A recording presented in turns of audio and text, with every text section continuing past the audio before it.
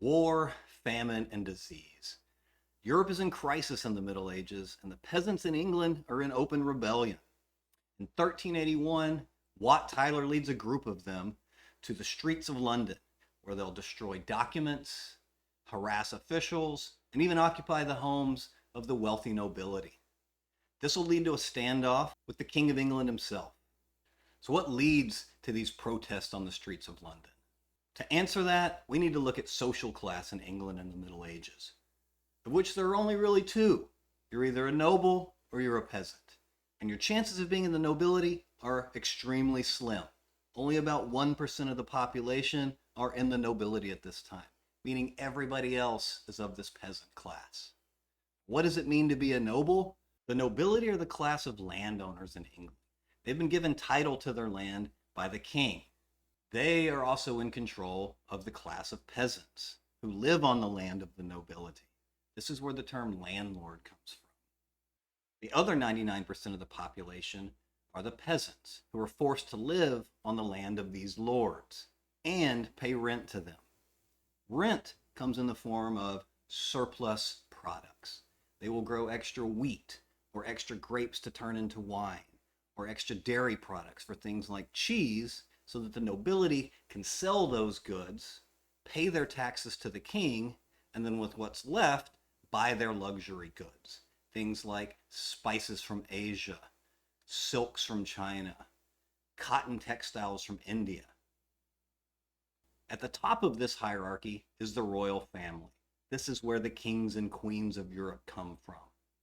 There are hundreds of them, separated into different kingdoms in Europe, who are seemingly constantly at war with one another. The peasants will be the foot soldiers for the nobles and the kings to fight these wars. So the life of a peasant is pretty miserable. While you're not exactly a slave, your life is in service to the nobility and to the king, and you're not really allowed to leave. So the setup itself is already pretty horrible. But then you have a whole century of disasters that will strike England and hit the peasant classes hardest. This will begin in 1315 with what's known today as the Great Famine. This will continue over about a 10-year period. The Great Famine is caused by climate change. In the previous 200 years, Europe was in a warming period. You could grow more food, and that's what they were doing. They're cutting down forests and expanding their farmlands. However, they get to a point where there's not enough for everyone.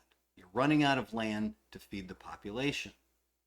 If that's not bad enough, the climate begins to change. The Great Famine is caused by a 10-year period where it's cooler and it is raining all the time. The farmers' fields are underwater. They can't plow them and they can't plant the seeds. To make things worse, there's also a disease that's affecting the cattle and the sheep, where they'll eventually lose about 60% of their population. This is devastating because the main source of protein for the peasants come from these dairy cows, cheese and milk. To make things worse, the nobility will place more demands on their peasant populations so they can remain living in a life of luxury.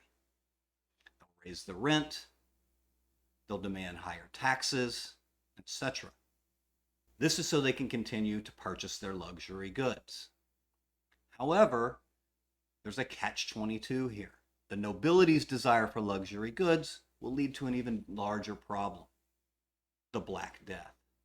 Now, we're not exactly sure how the Black Death enters Europe, but one theory is that this happened through Mediterranean trade networks.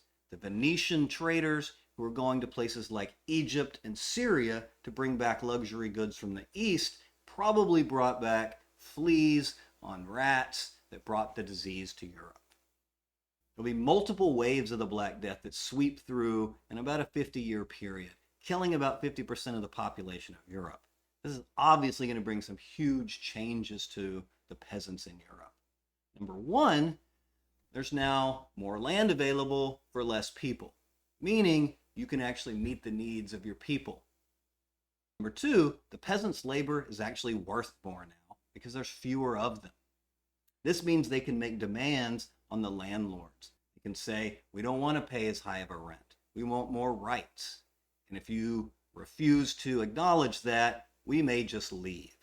In order to stop the demands of the peasants and put them back in their place, the nobles, along with the king, have a series of laws passed. One will push wages back to pre-pandemic levels and force people to work for those wages. Another will restrict what peasants are allowed to buy. They say you can't buy certain colors in textiles. You can't buy certain fabrics in the textiles, silk and cotton, because those are specifically for us, the nobility and the royal family. King Richard himself will also try to take advantage of the new earning power of the peasant class by imposing a head tax on everyone in England. 99% of the population are peasants, so this falls disproportionately on them. This tax will go to pay for the 100 Years' War that he's fighting with France.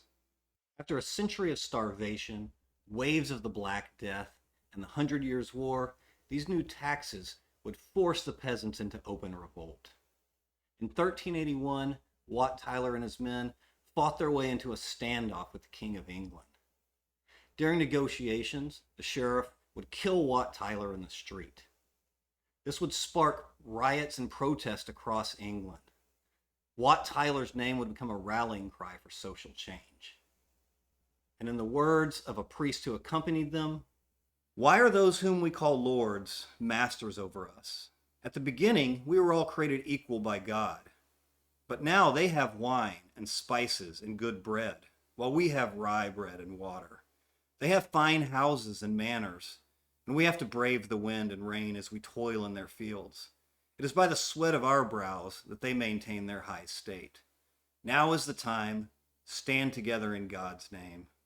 John Ball, 1395. Hey you, thanks for watching World History for You. Please subscribe and share with your friends. We'll see you next time.